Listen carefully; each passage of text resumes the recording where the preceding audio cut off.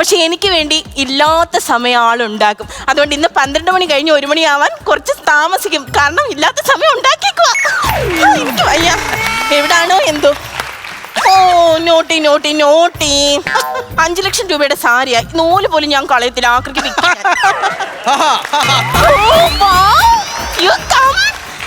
ഇതാണ് ഞാൻ പറഞ്ഞ എന്റെ ഹസ്ബൻഡ് ഊർജ്ജസ്വലേട്ടൻ. ഞാൻ ഊർജ്ജേട്ടൻ എന്ന് വിളിക്കും. ഓ പേര് ഊർജ്ജസ്വലൻ. വന്ന് നിക്കുന്നത് ഒരു ഊർജ്ജവും ഇല്ലാതെ എന്താ ഊർജ്ജേട്ടായത് എന്ന് പറഞ്ഞ വെളുപ്പം കാലത്ത് ഉറക്കം തികയുന്നതിന് മുമ്പ് എഴുന്നേറ്റ് പോകാം ഞാൻ എയർപോർട്ടിൽ. അറിയാമോ? ഞാൻ പറഞ്ഞാൽ ഇനി എന്തിനാ പുതിയ ഡ്രസ്സ്? ഇതാണ് എനിക്ക് ഇതാ വയ്യാത്തത്. കൊണ്ടുവന്നേ നോക്കട്ടെ. പുതിയ ഡ്രസ്സല്ല, പിന്നെ ഈ ഉടുക്കാൻ വയ്യാത്ത മുണ്ട് എന്നെ കൊണ്ട് ഉടുപ്പിക്കേണ്ട വല്ല കാര്യമുണ്ടോ? ഇത് ഉടുക്കാൻ അറിയാഞ്ഞിട്ട് അഴിഞ്ഞു പോയി ഞാൻ കവർ വാങ്ങിച്ചാലും തിട്ടോട്ട് വരാം. ഞാൻ വല്ല കോട്ട് സൂട്ടും ഒക്കെ ഇട്ട് നിന്നാ പോരെ പൊന്നെ. ബേബി ബേബി ഇന്നൊരു ദിവസത്തേക്കല്ലേ ബേബി, പ്ലീസ്. കേട്ടോ, നല്ല രസമുണ്ട്. അതല്ല അതിരിക്കട്ടെ. ഊർജ്ജ എന്താ എത്ര ലേറ്റ് ആയത്? ഞാൻ ലേറ്റ് ആയോ? ലേറ്റ് ആയോന്നോ? ലേറ്റ് മുടിഞ്ഞ ലേറ്റ്. ഈ കേക്ക് കാണാൻ എനിക്ക് എന്റെ പൊന്നിന് ഞാൻ കൊണ്ടുവന്നേക്കത്തെ. ഇത് നമ്മൾ ഉദ്ദേശിക്കുന്ന സംഭവം ഒന്നും അല്ല. ഇതൊക്കെ എന്ന് പറഞ്ഞാൽ ഹാപ്പി ബർത്ത്ഡേ മൈ ഗേൾ.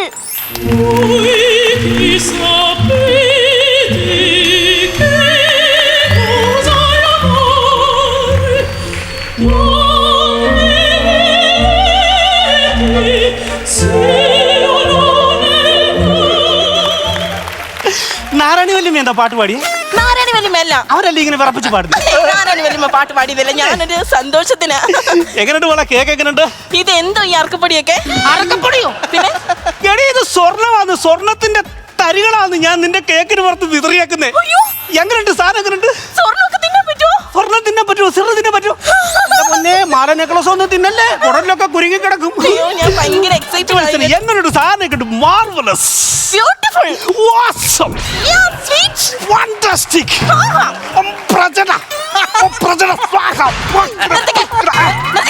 ഇത് ഹോം കൊണ്ടല്ല, ഇത് കേക്കാണ്.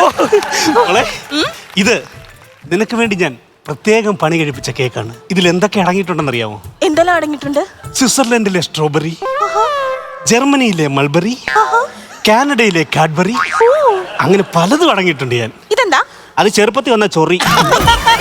ബാക്കി അറേഞ്ച്മെന്റ് എന്തായാലും 7:30 തന്നെ കറക്റ്റ് ഷാർപ്പായിട്ട്. ഞാൻ എല്ലാവരോടും എല്ലാ വിഐപിസിനോടും ഞാൻ പറഞ്ഞു, ആരും വിട്ടുപോയിട്ടില്ലല്ലോ. എന്നാലും എനിക്ക് ഇതങ്ങോട്ട് ഒക്കുന്നില്ലടി. ഇത് ഇച്ചേരി മുണ്ടേ. ഇത് ഞാൻ വേണ്ട, എന്നും കോട്ട് സൂട്ടും അല്ലേ. ഇന്ന് ഈ മുണ്ടും ജുബയും മതി. ഒരു ചേഞ്ചിനല്ലേ? ചേഞ്ച് പിന്നെ എന്നും മുണ്ടും ജുബയിടുന്ന ആള് ചേഞ്ചിന് വേണ്ടി കോട്ട് സൂട്ട് ഇട്ട് പുറത്ത് നിപ്പുണ്ട്. ഇപ്പൊ വരും ചിരിക്കരുതേ മോളെ. ഒരുക്കങ്ങളൊക്കെ ഹലോ ഹലോ, എന്നോ തമ്പാനാണ്. ഞാൻ ഇന്ന് സിംഗപ്പൂരിൽ നിന്ന് വന്നിട്ടേ ഉള്ളൂ. മീറ്റിങ്ങിന് വരെ. എവിടെയാണ്? കളമശ്ശേരിയിൽ വന്നിറങ്ങണല്ലേ? എന്നെ പരിചയമില്ലല്ലോ. ഞാൻ വന്നിറങ്ങുമ്പോൾ എങ്ങനെ എന്നെ തിരിച്ചറിയുന്ന അറിയണോ? കോട്ടും സൂട്ടും വിട്ട് ഓട്ടോറിക്ഷ വരുന്ന ആരാണോ അത് ഞാനായിരിക്കും. കാരണം എനിക്ക് ഒത്തിരി വണ്ടി ഉണ്ടെങ്കിലും ഞാൻ ഓട്ടോറിക്ഷയിലേ വരത്തുള്ളൂ. എനിക്ക് ഓട്ടോറിക്ഷയുടെ പുറകെ ഇരുന്ന് മീറ്ററെ പിടിച്ച് തിരിക്കണം. എൻ്റെ പൈസ നശിക്കുന്നത് എനിക്ക് കാണണം. ഓക്കെ, ഞാൻ ഇന്ന് ഞാൻ വന്നതേ ഉള്ളൂ. എൻ്റെ കൂട്ടുകാരൻ്റെ വീട്ടിൽ ഇത്രയും വർഷത്തിന് ശേഷം വന്നാണ്. അവനെ ഇത് കണ്ടിട്ടെ. ഊർജ്ജസ്വലൻ, മിസ്റ്റർ ഊർജ്ജസ്വലൻ തമ്പി, അവനെ കാണാൻ വേണ്ടി വന്ന് ജസ്റ്റ്. എന്നിട്ട് റിഫൈനറിയിലോട്ട് ഞാൻ വരും. Hello hello hello. ഇവിടെ വേണ്ട. എന്താ കലം വയ്ക്കാൻ വന്നല്ലേ? ഹലോ അല്ല, ഹലോ അതെ, ആളില്ലേ ഇവിടെ?